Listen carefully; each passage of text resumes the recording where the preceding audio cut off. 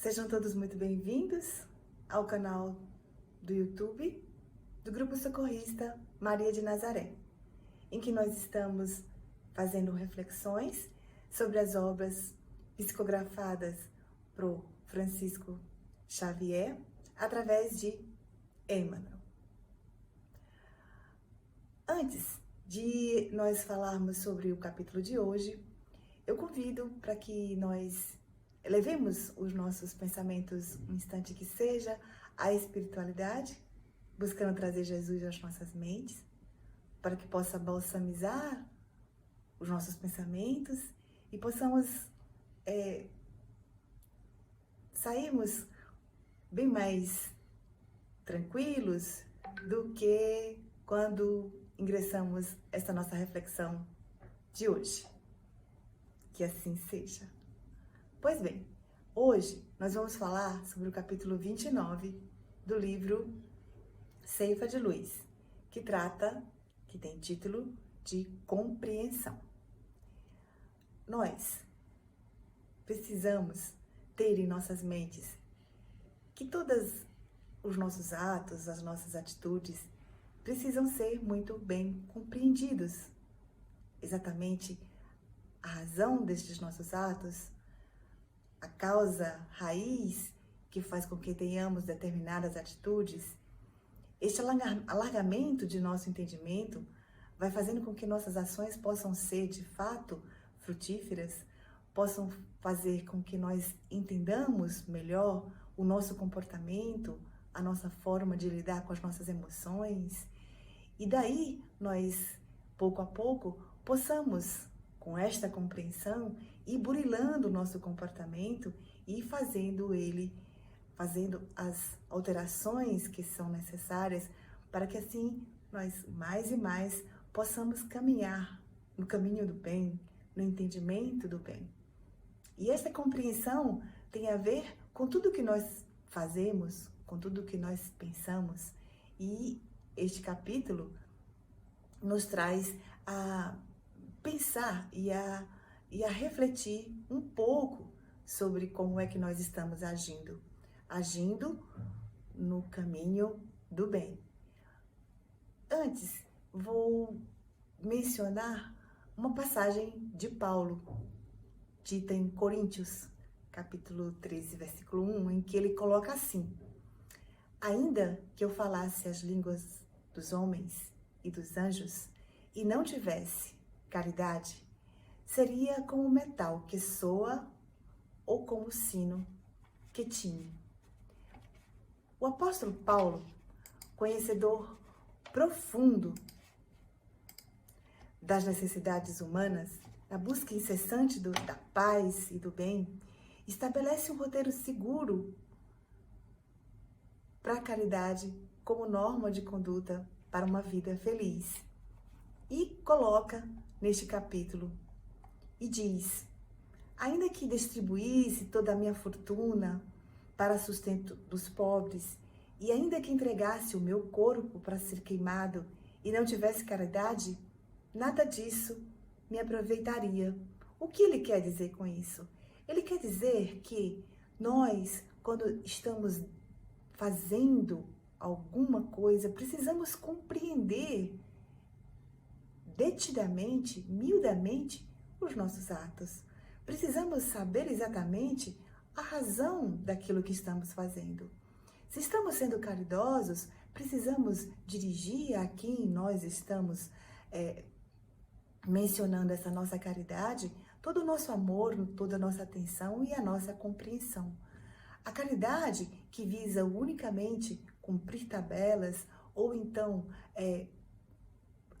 satisfazer alguns ditames ditos pela sociedade, não satisfaz essa norma pura e bendita da caridade, porque em verdade nós estaremos ali satisfazendo o ego e não nos preocupando com o próximo, nos preocupando até mesmo conosco.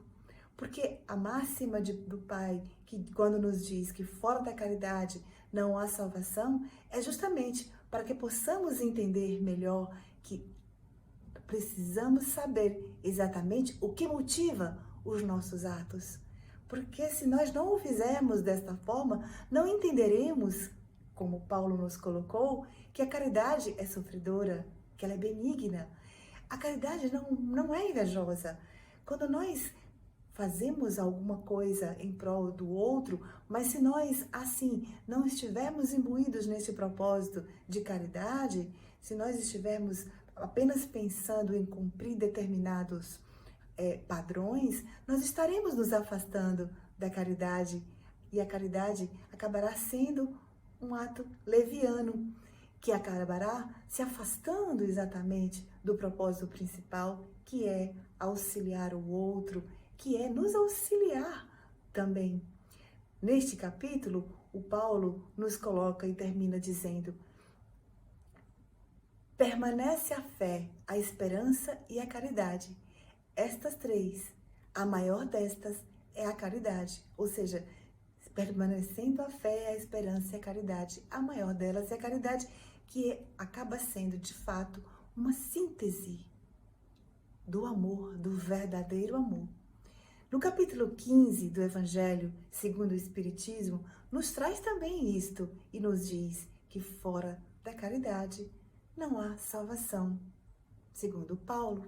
Nos traz também a parábola do bom samaritano e que demonstra miudamente o exercício da misericórdia para com o próximo, quando o samaritano passou e viu alguém que necessitava de auxílio e auxiliou sem se importar, sem ter o interesse a quem estava auxiliando, unicamente pelo propósito de vê-lo bem, pelo propósito de saber que ele precisava daquele auxílio para sair daquela situação. Esta é a verdadeira caridade.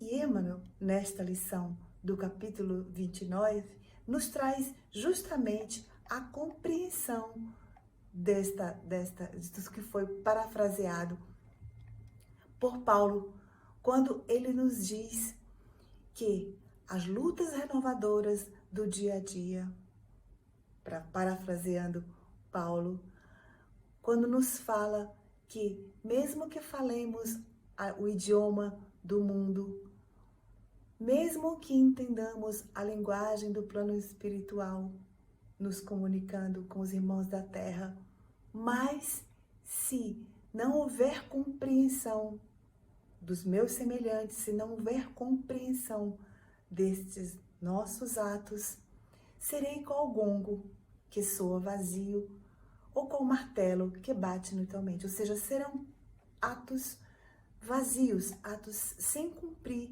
exatamente o propósito, que é o de amor, que é o de ver o outro em situação, de compreender o outro.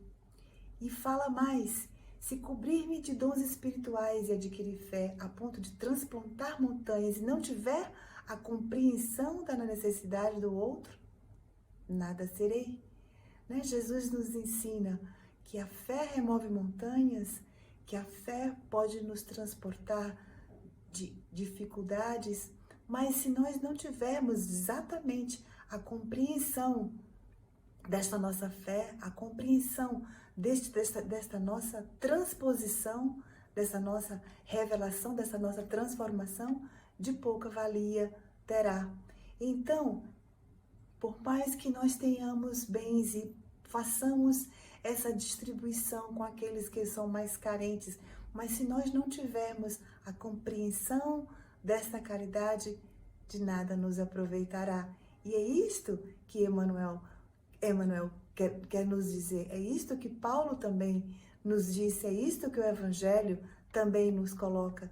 E diz que a compreensão é tolerante, porque ela percebe a limitação do outro, ela é prestimosa, ela não sente inveja, não se precipita, não se ensoberbece. Né? Ela, na verdade, a caridade sente exatamente o quanto ainda todos nós somos limitados, o quanto nós ainda estamos nessa luta diária, dia a dia, tentando transportar essas nossas paixões dos interesses próprios a fim de auxiliar o outro, percebendo que a caridade não se irrita, que a caridade não suspeita mal, que suporta tudo e que crê no bem. Espera o melhor, sofre, entende, compreende, sem reclamar. Não se regozija com a injustiça, seja de quem for, porque a injustiça traz, sim, sofrimento a todos, de forma coletiva. Não nos enganemos em achar que a injustiça dirigida a um irá fazer sofrer e penar apenas aquele. Ao contrário, esta injustiça esprairar-se-á a todos. A justiça é sempre uma situação coletiva. E a caridade e a compreensão dessa caridade procura ser útil trazendo a verdade aos nossos dias. Então, de todas as virtudes permaneçamos com a fé, com a esperança e com a caridade que evidencia o amor como norma de conduta em todos nós. Entretanto, sempre estejamos atentos, como diz aqui neste capítulo, que fora da caridade não há salvação. Sem compreensão desta caridade, falharemos em nossos propósitos. Então, esta caridade precisa ser muito bem compreendida por nós.